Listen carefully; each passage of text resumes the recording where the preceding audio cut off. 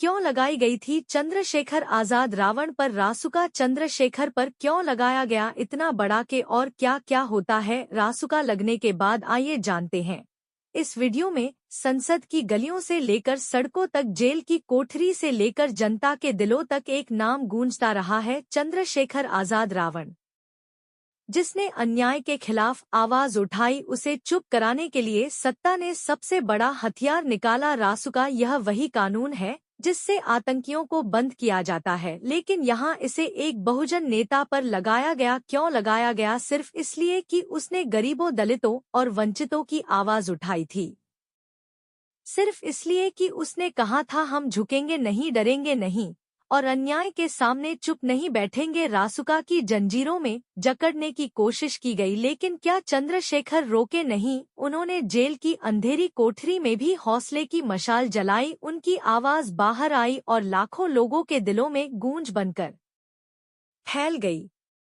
यह संघर्ष सिर्फ एक इंसान का नहीं था, यह पूरे समाज का संघर्ष बन गया। आज हम बात करेंगे उस जंग की जिसमें रावत ने हार नहीं मानी बल्कि संघर्ष को और मजबूत कर दिया। मेरे प्यारे भीम सैनी को अपने इस छोटे से चैनल को सब्सक्राइब जरूर करें और कमेंट में जय भीम जरूर लिखें।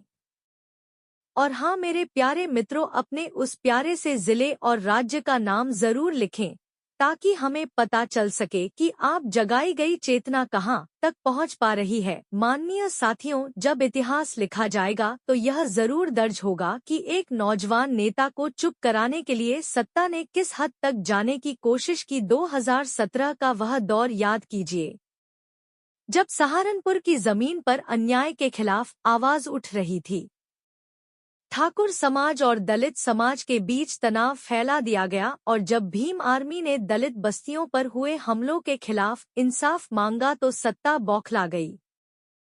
चंद्रशेखर आजाद रावण सिर्फ 30 साल के थे, लेकिन उनका नाम उत्तर प्रदेश से लेकर पूरे देश में गूंजने लगा था। उन्होंने कहा था, हम शिक्षा लेंगे, संघर्ष करेंगे और अपने हक के लिए आवाज उठाएंगे। यही बात सत्ता को चुभ गई।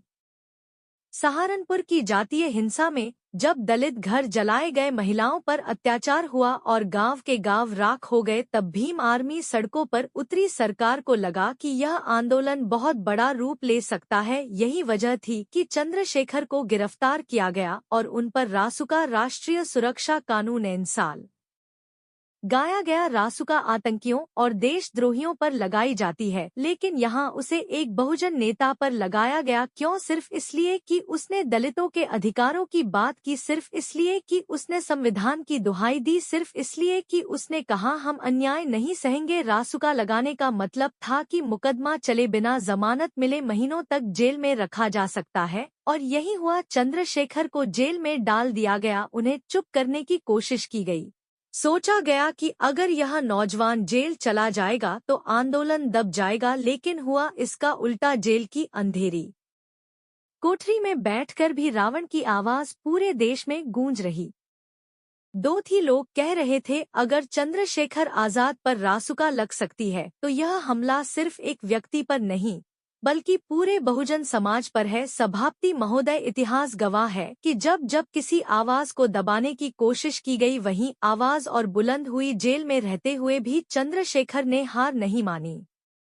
उन्होंने कहा था, अगर मेरी एक आवाज से समाज जाग रहा है तो मैं 100 बार जेल जाने को तैयार हूं। भीम आर्मी के कार्यकर्ताओं को डराने की कोशिश की गई, उनके खिलाफ केस डाले गए, लेकिन यह आंदोलन रुकने वाला नहीं था।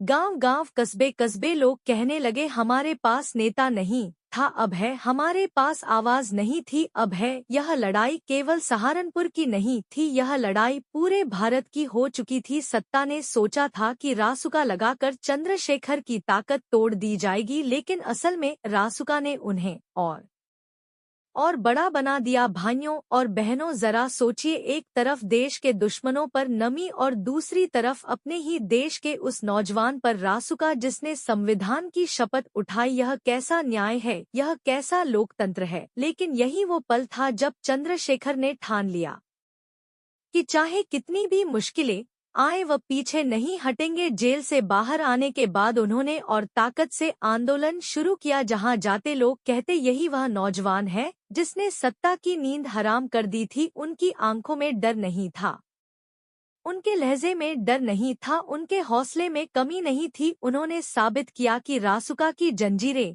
किसी विचारधारा को कैद नहीं कर सकती। सभापति महोदय, आज यह सदन भी देखें और देश की जनता भी देखे, चंद्रशेखर आजाद रावण पर लगा हर केस इस बात का सबूत है कि वह सत्ता से टकराने की हिम्मत रखते थे, वह अन्याय के खिलाफ खड़े थे। और इतिहास हमेशा उन लोगों को याद रखता है जो सच की लड़ाई लड़ते हैं, चाहे उनके खिलाफ कितने ही केस क्यों ना हो। आज करोड़ों नौजवान उन्हें देखकर सीखते हैं कि संघर्ष से डरना नहीं है, कि लगेंगे जेल होगी लेकिन सच्चाई की लड़ाई कभी हाथी नहीं।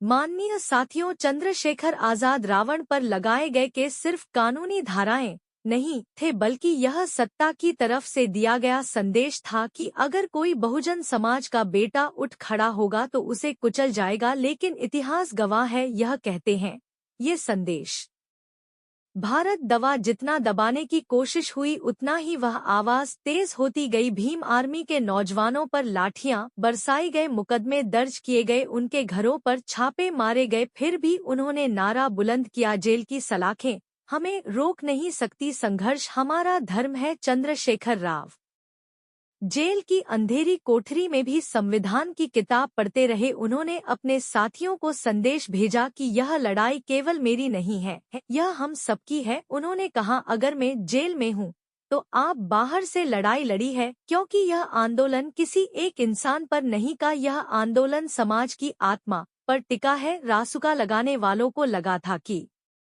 चंद्रशेखर की आवाज कैद हो जाएगी, लेकिन हुआ यह कि बहुजन समाज का हर बच्चा, हर नौजवान, हर महिला उनकी आवाज बन गई। सहारनपुर से लेकर दिल्ली तक, मेरठ से लेकर लखनऊ तक, पटना से लेकर मुंबई तक, हर जगह लोग कहने लगे हैं रावण के साथ हैं। यही असली ताकत थी, यही असली आंदोलन था, यही असली संघर्ष था। चंद्रशेखर आजाद रावण की कहानी हमें यह सिखाती है कि अन्याय कितना भी बड़ा क्यों न हो, न्याय की लौ बुझाई नहीं जा सकती। सलाखें कितनी भी मजबूत क्यों न हो, विचारों को कैद नहीं किया जा सकता। कानून की धाराएं कितनी भी सख्त क्यों न हो, सच की आवाज हमेशा ऊंची होती है। आज नौजवानों के सामने चंद्रशेखर रावण एक मिसाल है। उन्होंने दिखा दिया कि नेता होना मतलब सत्ता की कुर्सी पर बैठना नहीं, बल्कि जनता की तकलीफ को अपनी तकलीफ मानना है। उन्होंने दिखा दिया कि संघर्ष सिर्फ भाषणों से नहीं बल्कि बलिदान से होता है। उन्होंने दिखा दिया कि समाज बदलने के लिए जेल भी जाना पड़े तो जाना चाहिए। यह लड़ाई जारी है और जब तक अन्याय है तब तक भीम आर्मी की यह आवाज गूंजती रहेगी। आज हमें तय करना है कि क्या हम डर में जीतेंगे या हक के लिए लड़ेंगे। आज हमें तय करना है कि क्या हम चुप रहेंगे या सवाल पूछेंगे। आज हमें तय करना है कि क्या हम झुकेंगे या सीना तान कर खड़े होंगे। याद रखिए, रासुका टूट जाएगी, केस खत्म हो जाएंगे, लेकिन संघर्ष की ताकत कभी खत्म नहीं होगी। यह संघर्ष हमें प्रेरणा देता है कि समाज के लिए लड़ो, इंसाफ के लिए लड़ो और सच्चाई के लिए लड़ो। अगर चंद्रशेखर रावण जेल की सलाखों से भी झुके नहीं तो हम बाहर रहते हुए क्यों डरें। यह लड़ाई हमारी है, यह जीत हमारी होगी। हम संविधान के मार्ग पर चलेंगे और अन्याय को हराएंगे। हम शिक्षा लेंगे, संघर्ष करेंगे और अपने समाज को जगाएंगे। हम एक होकर उस व्यवस्था को चुनौती देंगे जो हमें दबाना चाहती है। और अगर आप इस संघर्ष की गूंज का हिस्सा बनना चाहते हैं, अगर आप चाहते हैं कि यह आवाज और बुलंद हो, तो इस चैनल को सब्सक्राइब कीजिए ताकि सच की मशाल हर घर तक पहुंचे और कोई भी आवाज कभी दबाई न जा सके।